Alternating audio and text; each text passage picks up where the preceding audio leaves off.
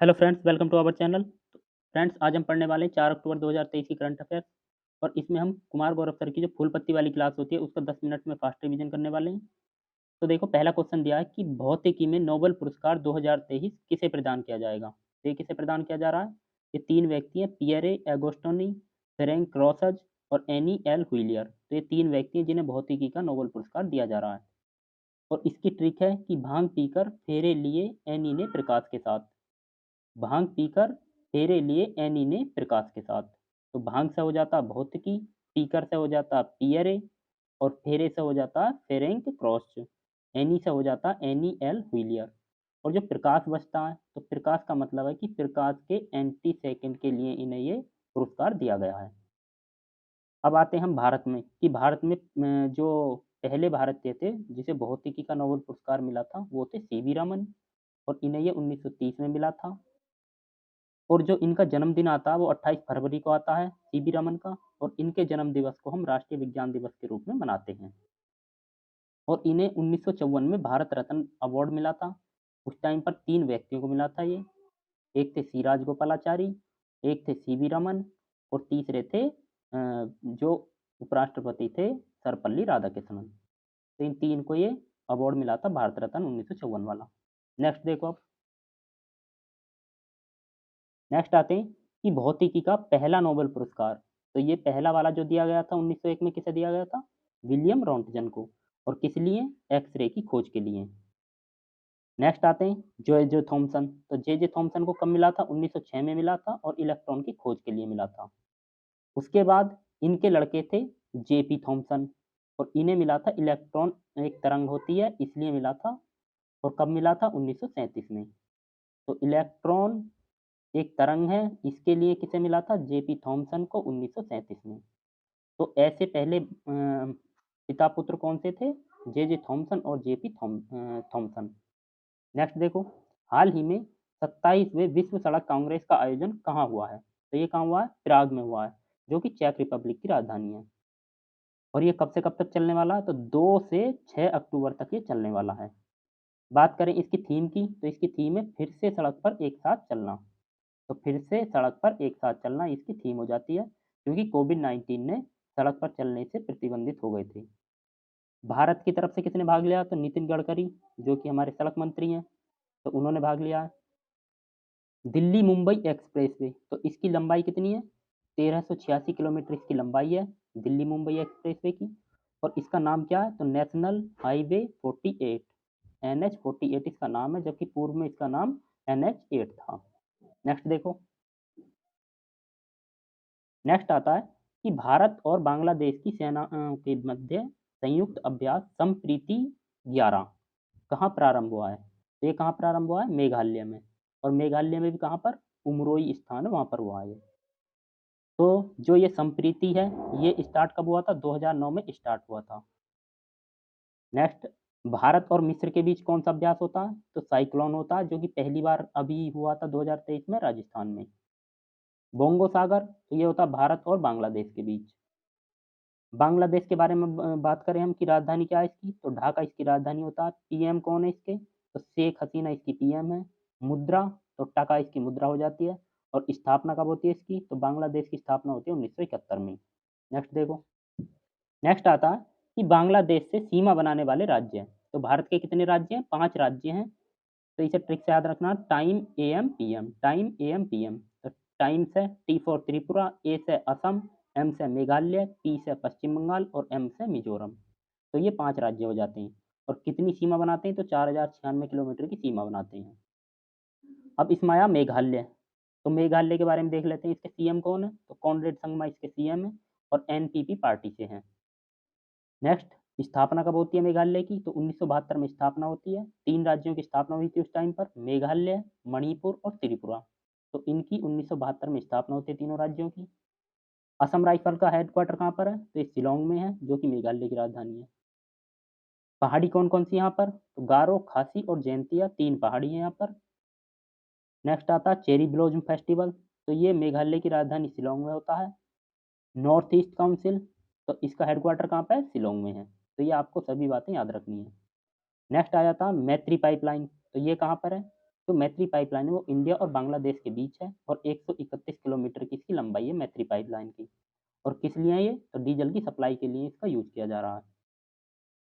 100वां संविधान संशोधन अधिनियम ये किससे संबंधित है? तो 3 बीघा कॉरिडोर जो इंडिया और बांग्लादेश के बीच है उसके लिए ये 100वां संविधान संशोधन हुआ था। नेक्स्ट देखो, नेक्स्ट आता है हाल ही में चीन की BRI के तहत दक्षिण पूर्व एशिया की पहली हाई स्पीड रेल क्रूज कहाँ लॉन्च की गई है? तो ये कहाँ की गई है? इंडोनेशिया में लॉन्च की गई है। और किसने करी थी? तो जो इंडोनेशिया के प्रेसिडेंट हैं जोको विडोडो उन्होंने इसे लॉन्च किया था। और जो ये ट्रेन है भूज तो इसकी स्पीड कितनी है मैक्सिमम? तो 350 किलोमीटर प्रति घंटे की रफ्तार से दौड़ने वाली है। अब बात करें जो हूज आया इसका अर्थ क्या है? तो इसका अर्थ है समय की बचत। और इसका निर्माण किसने करा है? जो ये ट्रेन है इसका निर्माण करा है चीन ने। और BRI के तहत किया है। BRI क्या है? तो देखो जो BRI आया इसमें तो BRI का मतलब है belt road initiative. Belt road initiative या इसे बोलते हैं one belt one road initiative. और इसका उद्देश्य क्या BRI का? तो इसका उद्देश्य है यूरोप को चीन से जोड़ना। तो यूरोप को चीन से जोड़ना BRI का उद्देश्य है। और इसके काउंटर में जो BRI है इसके काउंटर में भारत ने क्या लॉन्च किया है? तो BRI ने भारत ने one belt one road initiative के काउंटर में IMEEEC मतलब हो जाता है इसका India middle east Europe economic corridor. तो ये लॉन्च किया है किसने? भारत ने। और जो G20 हुआ था उसमें ये लॉन्च किया था। इंडोनेशिया की राजधानी तो ये जकार्ता हो जाती है जो कि जावा द्वीप पर है। नेक्स्ट देखो आगे, इंडोनेशिया की नई राजधानी क्या बनेगी भविष्य में? तो नूसंतारा की घोषणा की गई है और ये बोर्नियो द्वीप पर है। इंडोनेशिया में कौन कौन से ज्वालामुखी हैं? तो माउंट क्राकातोवा, माउंट सिनाबुंग और माउंट मेरापी। तो ये 3 ज्वालामुखी हो जाते हैं। नेक्स्ट आता है भारत में हाई स्पीड ट्रेन कौन सी है? तो वंदे भारत है। और पहली वंदे भारत ट्रेन कहाँ से कहाँ तक चली थी? तो दिल्ली से और वाराणसी के बीच चली थी। नेक्स्ट आता है वंदे भारत का निर्माण तो ये इंटीग्रल कोच फैक्ट्री चेन्नई में हुआ है। और इसका पुराना नाम जो होता वो था T18। तो वंदे भारत का पुराना नाम T18 था। नेक्स्ट देखो, नेक्स्ट आता है ग्लोबल इंडिया अवार्ड गाला 2023 से सम्मानित होने वाली पहली भारतीय महिला कौन है? तो ये हो जाती है सुधा मूर्ति। सुधा मूर्ति कौन है? ऋषि सुनक जो उनकी सासू माँ ये सुधा मूर्ति हैं। ऐसी ये फर्स्ट महिला हैं जिन्हें गाला 2000 मतलब गाला अवार्ड मिला है। इनसे पहले यह अवार्ड 2014 में इनके पति नारायण मूर्ति को मिल चुका है। तो ये ऐसे हस्बैंड वाइफ हैं जिन्हें यह अवार्ड मिल चुका है। बात करें इनकी कंपनी कौन सी है? तो इन्फोसिस के मालिक हैं ये। जो नारायण मूर्ति हैं ये इन्फोसिस के मालिक हैं। और इसका अभी ब्रांड एम्बेसडर बनाया गया इन्फोसिस का मेल में राफेल नडाल को और फीमेल में ईगा स्विएटेक को। तो 2 इसके ब्रांड एम्बेसडर बने राफेल नडाल और ईगा स्विएटेक। नेक्स्ट बात करें 53वां दादा साहब फाल्के अवार्ड तो ये वहीदा रहमान को मिला है। सेकंड लता मंगेशकर अवार्ड तो ये आशा भोसले को मिला, जबकि फर्स्ट वाला किसे मिला था? नरेंद्र मोदी जी को। नॉर्मन बोरलॉग अवार्ड ये स्वाति नायक को मिला है जो कि उड़ीसा की रहने वाली है। गांधी शांति पुरस्कार तो ये गीता प्रेस गोरखपुर वालों को मिला है। नेक्स्ट देखो अब, नेक्स्ट दिया है हाल ही में 19वें एशियाई खेलों में 5000 मीटर की दौड़ में स्वर्ण पदक किसने जीता है? तो ये जीता पारुल चौधरी ने। और इन्होंने 2 पदक जीते, एक तो स्वर्ण जीता 5000 मीटर में, जबकि 3000 मीटर दौड़ में जीता रजत पदक। नेक्स्ट बात करें कि भाला फेंक में गोल्ड किसने जीता? तो अन्नू रानी ने जीता है ये भाला फेंक में।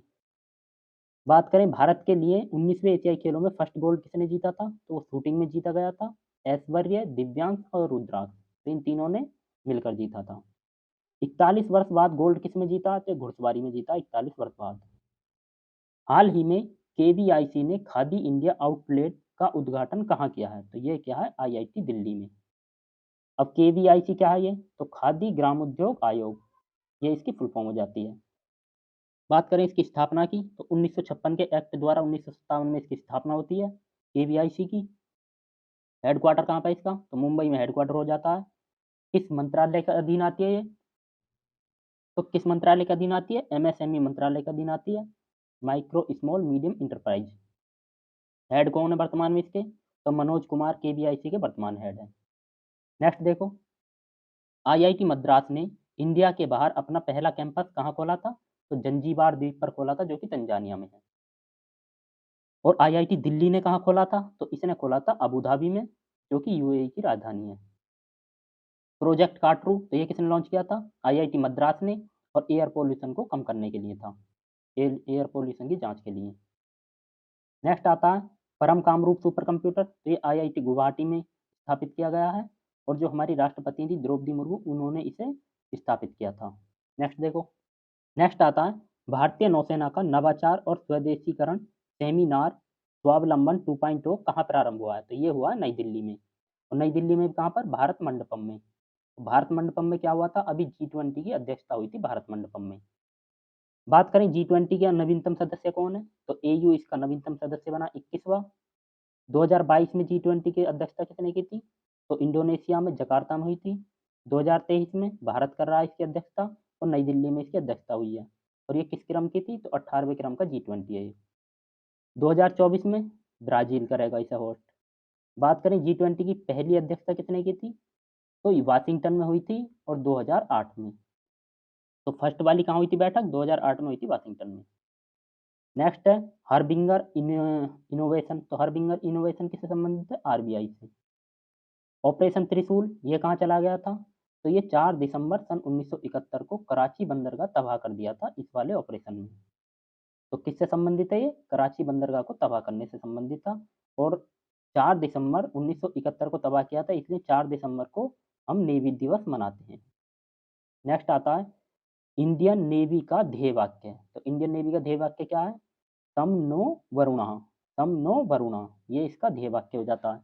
और जिसका अर्थ होता है क्या? इसका अर्थ होता है जल के देवता वरुण हमारे लिए मंगलकारी हों, तो ये इसका अर्थ हो जाता है। भारत के सेकंड सीडीएस कौन है? तो अनिल चौहान है भारत के सेकंड सीडीएस, जबकि पहले सीडीएस कौन थे? जनरल बिपिन रावत थे। नेक्स्ट आता है हाल ही में नौसेना के उप प्रमुख पद पर किसे नियुक्त किया गया है? तो ये किया गया तरुण सोबती को, तो तरुण सोबती नौसेना के उप प्रमुख बने हैं। नेक्स्ट है कि नेवी के हेड कौन है? जो प्रमुख है नेवी के वो कौन है? आर हरि कुमार। और एयरफोर्स के कौन है? विवेक राम चौधरी। तो ये इनके हेड हो जाते हैं। नेक्स्ट क्वेश्चन देखो अब। नेक्स्ट क्वेश्चन है कि हाल ही में सैफ अंडर 19 चैंपियनशिप का आयोजन कहाँ हुआ है? तो ये हुआ नेपाल में। और फाइनल वाला जो हुआ है, जो फाइनल मैच हुआ था वो कहाँ हुआ था? दशरथ रंगशाला स्टेडियम में, जो कि नेपाल में है। विजेता कौन बना है इसका? तो भारत इसे विजेता बना है, और उपविजेता पाकिस्तान, अर्थात भारत ने पाकिस्तान को हराकर सैफ अंडर 19 चैंपियनशिप जीती है। मोस्ट वैल्यूएबल प्लेयर कौन थे? तो किप गैन, जो किप गैन है भारत के, वो मोस्ट वैल्यूएबल प्लेयर हैं। संतोष ट्रॉफी ये कर्नाटक ने जीती थी मेघालय को हराकर। 132वां डूरंड कप ये मोहन बागान ने जीता था ईस्ट बंगाल को हराकर। फीफा कप 2022 से अर्जेंटीना ने जीता था फ्रांस को हराकर, और आयोजन कहाँ हुआ था? तो कतर में इसका आयोजन हुआ था। और कौन से क्रम के थे ये? तो 22वें क्रम का ये फीफा वर्ल्ड कप था। नेक्स्ट आता फीफा महिला वर्ल्ड कप, तो ये 2023 में कहाँ हुआ था? ये हुआ था ऑस्ट्रेलिया और न्यूजीलैंड में, और जिसे स्पेन ने इंग्लैंड को हराकर जीत लिया था। तो ये हमारी आज की क्लास हो जाती है, फुल पत्ती वाली क्लास का रिवीजन, और इसके पीडीएफ नोट्स हमारे टेलीग्राम चैनल पर मिल जाएंगे।